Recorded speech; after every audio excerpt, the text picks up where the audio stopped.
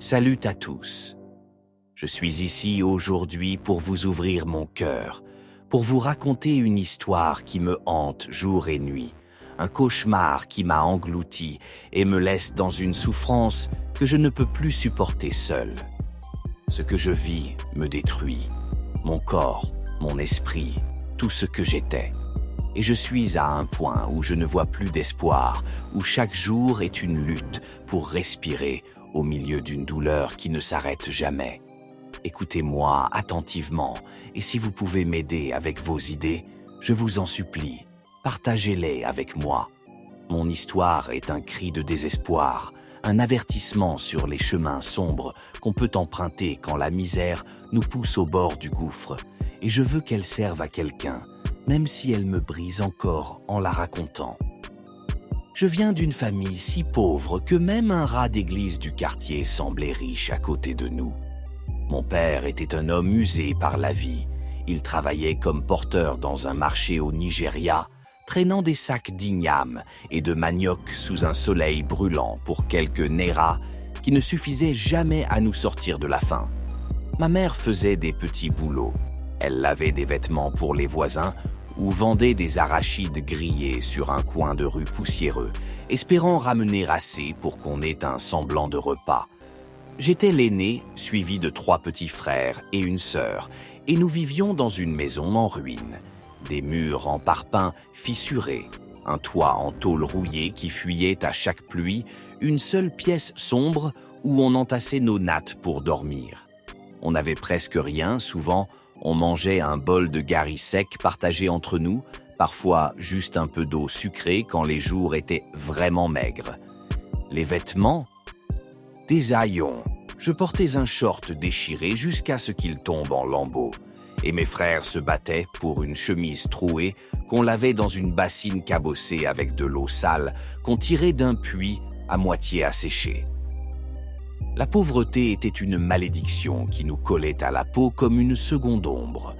Mon père rentrait le soir, les épaules voûtées, les mains presque vides, parfois 500 naira, parfois rien du tout, juste la poussière rouge collée à ses pieds nus.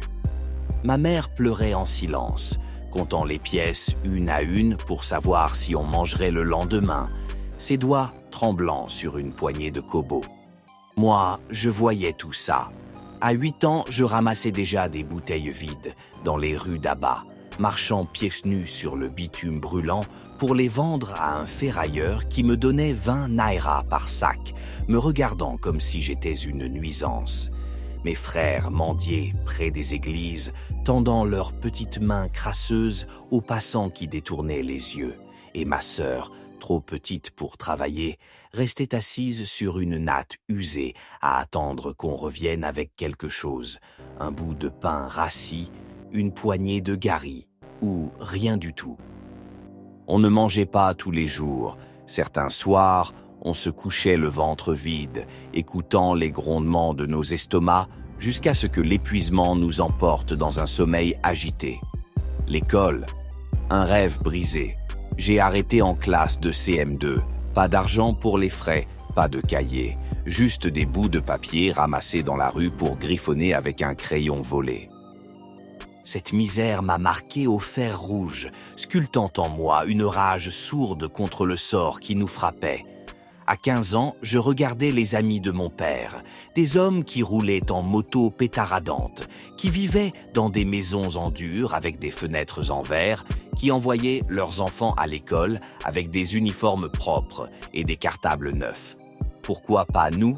Je voyais leurs femmes porter des pagnes colorés, leurs tables chargées de plats, du jollof rice, du poulet frit, des mangues juteuses, alors que chez nous, on se battait pour un morceau de pain moisi ou une poignée de gari trempée dans de l'eau trouble. Un jour, j'ai craqué. J'avais 20 ans et j'ai attrapé mon père par le bras alors qu'il s'effondrait sur une chaise en bois bancal après une journée au marché. « Papa, pourquoi on est si pauvre? Tes amis ont tout. Des maisons, de l'argent, de la nourriture. Pourquoi ils ne t'aident pas? Qu'est-ce qui cause ça ?» Il m'a regardé, ses yeux fatigués, pleins de rides, et a marmonné « Tu ne peux pas comprendre, mon fils. J'ai insisté, ma voix tremblant de colère. « Explique-moi. Peut-être qu'on peut trouver une solution. » Mais il a secoué la tête, son regard fuyant. « C'est pas quelque chose que tu peux saisir. » Sa réponse m'a mis hors de moi. Je ne voulais plus entendre ça. « Si tu ne me dis rien, je vais trouver un marabout moi-même. Je ferai des rituels pour qu'on sorte de cette galère parce que je ne supporte plus. Je ne veux pas que mes futurs enfants vivent comme ça. » Il m'a fixé silencieux, puis s'est détourné, laissant un vide qui me brûlait encore plus. À 22 ans, j'étais encore célibataire. Pas de femme, pas d'enfant, juste moi contre cette pauvreté qui me tuait à petit feu. Je vivais toujours avec mon père, ma mère, mes frères et ma sœur dans cette maison en ruine, et la misère s'aggravait. Les 3 derniers mois, avant que tout bascule, on mangeait 1 fois par jour. Un bol de gari partagé à 6, mendié aux voisins qui nous regardaient avec pitié ou dégoût. Parfois, rien. On buvait de l'eau trouble pour tromper la faim, et je voyais mes petits frères, ma petite sœur, maigrir chaque jour, leurs yeux creux me suppliant sans mots. Moi, je me battais, je frappais aux portes, cherchant du travail comme porteur, nettoyeur, n'importe quoi pour ramener quelque chose. Parfois, je portais des sacs de manioc dans un marché ou lavais des motos pour 1000 naira par jour. Mais souvent, on me payait avec des promesses creuses. « Reviens demain, on te donnera quelque chose. » Demain venait, et rien, juste la honte de rentrer les mains vides, le regard de ma mère qui pleurait en silence, mon père qui toussait dans un coin, trop faible pour parler. Un jour, un gars de la rue, un type maigre que je croisais souvent près du marché, les yeux toujours brillants d'un éclat étrange, m'a appelé « Frère, viens, je vais te montrer un truc. » Il m'a emmené dans une ruelle sombre où des hommes parlaient à voix basse, leurs silhouettes cachées par l'ombre des murs en ruine. « Tu veux de l'argent ?» Il m'a demandé, un sourire tordu sur les lèvres. « Fais comme nous, vole des sacs, des portefeuilles la nuit. » J'ai hésité. Voler ? Moi qui avais grandi avec la peur de Dieu dans une maison écrasée par la misère, mais pas par le crime. Mais la faim me tordait les entrailles, et je voyais les visages de mes frères, de ma sœur, leurs petits corps affamés attendant que je ramène quelque chose. J'ai dit oui, la gorge nouée. Pendant 3 mois, j'ai pickpocketé. Je glissais ma main dans des sacs au marché, dans des bus bondés, la nuit sous les lampadaires vacillants qui jetaient des ombres tremblantes sur les rues sales d'Aba. Ça payait 2000, 3000 nairas par jour, parfois plus. Assez pour acheter un sac de riz, une bouteille d'huile et entendre ma mère dire « Dieu te bénisse, mon fils ».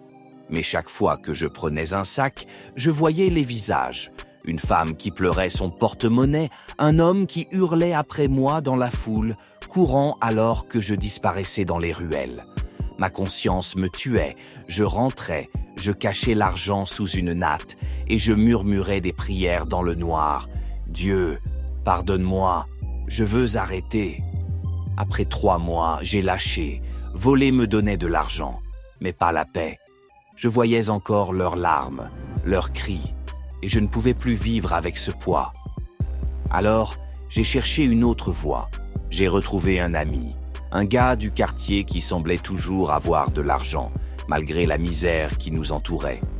Ses vêtements étaient propres, ses poches pleines, et il marchait avec une assurance que je n'avais jamais eue. « Comment tu fais ?» je lui ai demandé, les yeux brûlants de curiosité et de désespoir. Il m'a regardé avec un sourire en coin. « Si tu veux que ta vie change, fais un sacrifice. » Il m'a emmené chez un marabout, un vieil homme dans une maison sombre à la périphérie d'Aba, entouré de bougies vacillantes, de plumes de poulet et d'une odeur âcre qui piquait les narines. « Fais un rituel aux 4 carrefours principaux, » il m'a dit, sa voix rauque résonnant dans la pièce. « Mets des offrandes, du sang de poulet, des pièces, du gari, et l'argent viendra. » J'ai tout fait pendant 1 mois et demi. 2 mois, je traînais la nuit avec un sac de plumes et de sang, posant ses offrandes sous les regards curieux des passants ou dans l'obscurité des rues désertes. Mais rien, pas un aira de plus, juste la même misère qui me suivait comme une ombre. Je suis retourné le voir, furieux. « Marabout, ça ne marche pas. Qu'est-ce qui se passe ?» Il m'a fixé, ses yeux brillants dans l'ombre comme des braises. « Tu veux briser la malédiction de ta famille, la pauvreté qui vous enchaîne depuis des générations? Alors écoute-moi bien. » Il s'est penché vers moi, son souffle sentant l'alcool et les herbes. « Trouve une vieille femme dans un cimetière, la plus vieille que tu peux trouver, et couche avec elle. Ça libérera ta richesse. » J'étais pétrifié. Couché avec un cadavre? J'ai ri, un rire nerveux, pensant qu'il plaisantait. Mais il était sérieux, ses lèvres fines, étirées dans un rictus. « Fais-le, et tu verras. » J'ai quitté sa maison, la tête en feu. Est-ce que je peux vraiment faire ça? La faim me hurlait oui, ma conscience me criait non. Pendant des jours, j'ai tourné en rond. Je voyais les visages de mes frères, de ma sœur, leurs corps maigres, leurs yeux suppliants, et je me disais, juste une fois, pour eux. J'ai pris mon courage à 2 mains et je suis allé chercher. Les 2 premiers cimetières, rien. Des gardiens m'ont chassé. Qu'est-ce que tu fais ici? Dégage. Au 3e, j'ai trouvé un gardien, un vieil homme aux yeux fatigués, une cigarette éteinte entre les lèvres. Je lui ai expliqué, la voix tremblante. J'ai besoin d'entrer, c'est pour un rituel. Il m'a regardé puis a hoché la tête. Va, mais fais vite. J'ai trouvé une tombe, une vieille femme morte depuis des années, selon la pierre usée. J'ai creusé avec une pelle volée, tremblant à chaque pelletée, et j'ai vu son corps, desséché, noirci, une odeur qui m'a fait vomir dans la poussière. J'ai fermé les yeux, murmuré une prière pour le pardon. Dieu, pardonne-moi, je n'ai pas le choix. Et j'ai fait l'acte. Mon âme hurlait, mon estomac se retournait, mais je pensais à ma famille. Quand j'ai fini, j'ai fui, laissant la tombe ouverte, la honte me brûlant comme un feu qui ne s'éteignait pas. Le lendemain, l'argent est venu, des milliers de naïras, tombés de nulle part.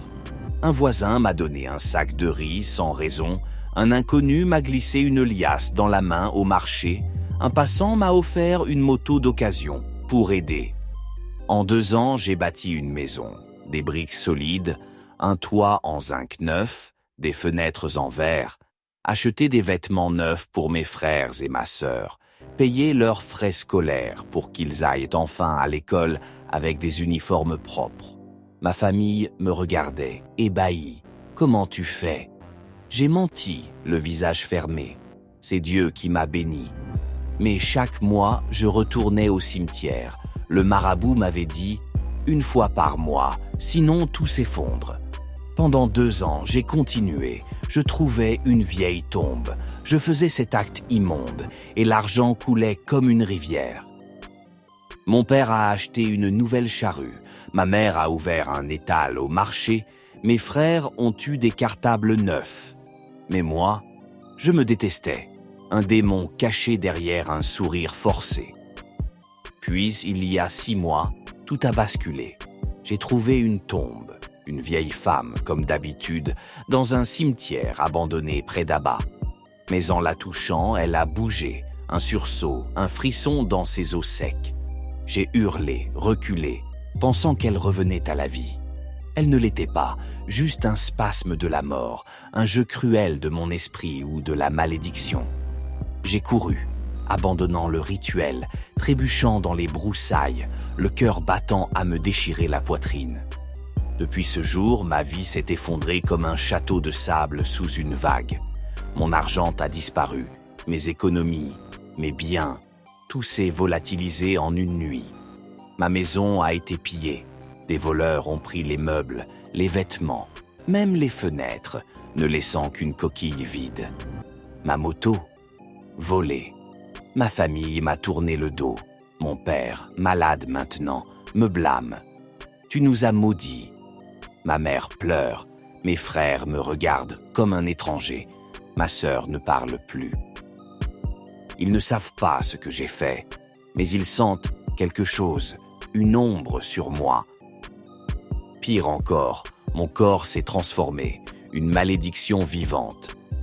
Ma peau, autrefois claire, est devenue noire comme du charbon, plus sombre que la nuit, comme si j'avais été trempé dans du goudron. Des plaies sont apparues, petites au début, juste des taches rouges sur mes bras, mes jambes, puis des blessures ouvertes, suintantes, qui ne guérissent pas.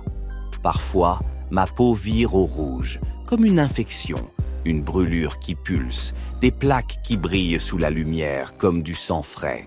Mon odeur, un relent de pourriture, de mort, si fort que les gens reculent quand je passe. Mes jambes, mes bras, tout est enflé, noirci, douloureux. Mes parties intimes brûlent, une souffrance qui me plie en deux, un gonflement qui m'empêche de marcher sans boiter. Je pue, une odeur que je ne peux cacher, qui fait fuir même les mouches.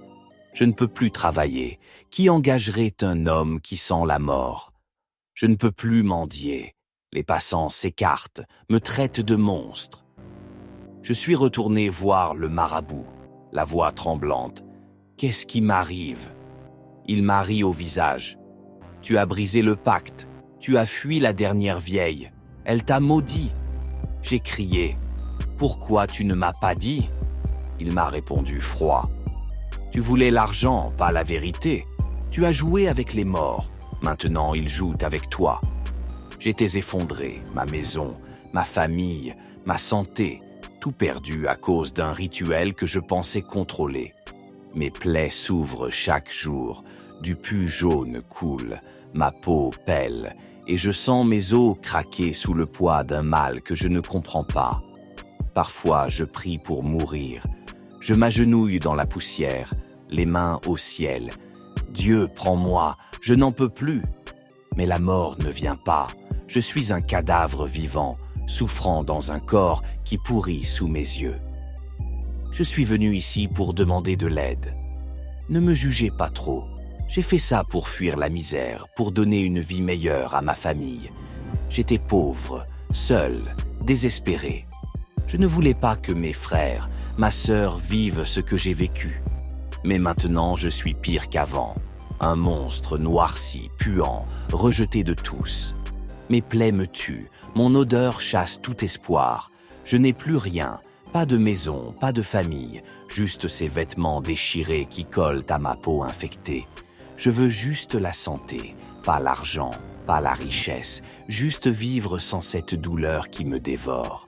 Je prie pour un homme de Dieu, quelqu'un qui puisse briser cette malédiction. Aidez-moi, je vous en supplie, je ne veux plus de cette vie.